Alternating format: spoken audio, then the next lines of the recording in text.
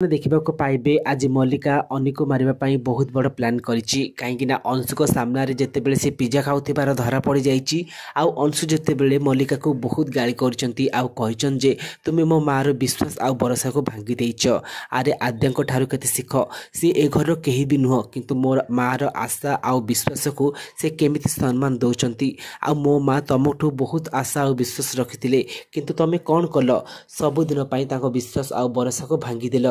मु तुमको बहुत भल पाउली मल्लिका किंतु आज परठू तुमको मु केबे भी भल पाइबिनी तुम उपर मोर से विश्वास हटि जाइछि। एबे आद्या ही घर प्रकृत बोहूर जगह नेबाकू चाहूँगी किंतु सेटा भी केबे हेबनी कारण तमे दुहे मते धोखा देइछ। ते फ्रेंड्स आपण मानकू कौन लगुच आज मल्लिकार सत आसिला परे मल्लिका कौन चुप रहिबो कहीं से अनी को सबुदिन रास्तार हटेबा बहुत बड़ षड्यंत्र करिछि।